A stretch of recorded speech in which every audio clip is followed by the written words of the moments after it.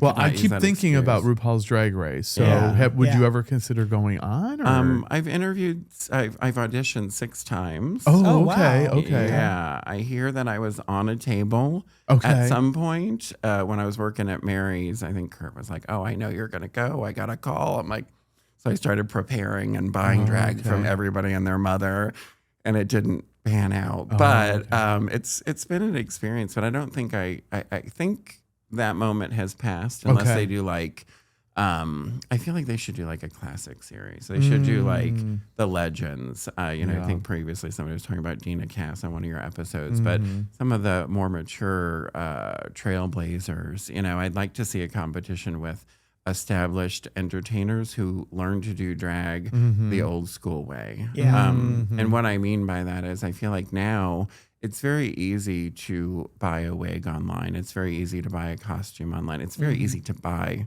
a look. And you don't have to have talent. It's very easy to watch a YouTube tutorial and learn to do makeup.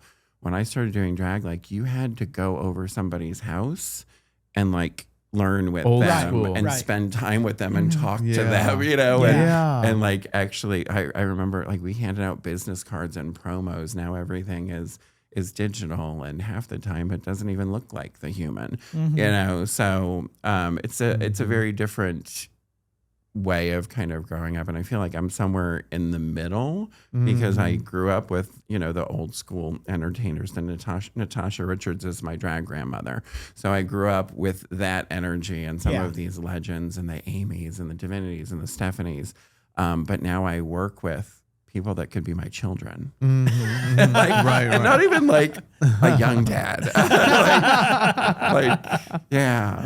But that's what Thursday is, and I kind of joke with the kids on Thursday. They teach me different words. So on Thursday night, I go out and I act like the hip. Can you share maybe something you recently learned? Oh gosh, they're not really very appropriate, so I don't know what you're. I mean, I will wake it up. Is that it? Wake it up. Is that right? No, I don't know. And sometimes I get them wrong and they think that that's funny. It's like, we're going to wake it up. And then I'm like, start it up, warm it up. And they're like, no, Daphne, wake it up. Like, we're going to fight. And I'm like, okay. Got you. Yeah, that was last week. Wake it up. Okay. Have you ever had any fights during a show?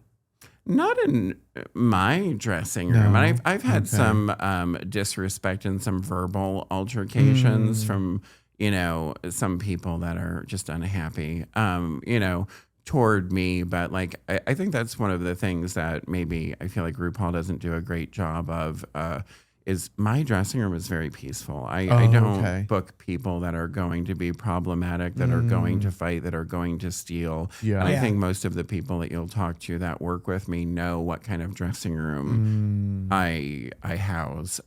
So yeah, it's not that sort of energy. Like we don't fight. Yeah. It's not. So the RuPaul's Drag Race, the catty, the room with all the drama, that's over the top. Yeah, that's TV, and I understand it's for ratings, and I think that's probably like my problem is I'm not willing to convey myself after 26 years as something that I'm not, and do that sort of damage to my brand. That makes sense. I feel like I've worked really hard, and I understand from being in marketing how important an image in a brand is. Yeah. I'm not willing to go on and sign a contract that they can edit whatever I say into whatever they want it to be and create a storyline. Like you hand over a lot of control. Right? I mean, I've heard about that with the RuPaul's Drag Race.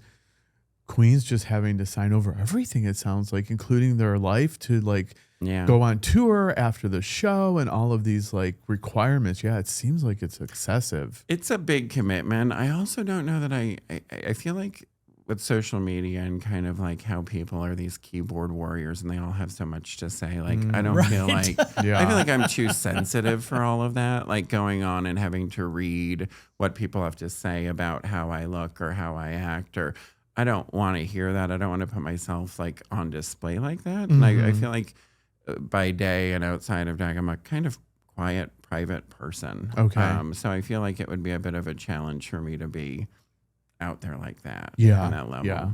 I think being on a reality show, you really need to weigh the pros and the cons. For sure. Yeah, for sure. Absolutely. I'll stick with doing wigs for people that are on the show. So Ginger Minge just wore one of my wigs for All Stars. That's for the so first exciting. Cool. Yeah, congrats. That's awesome.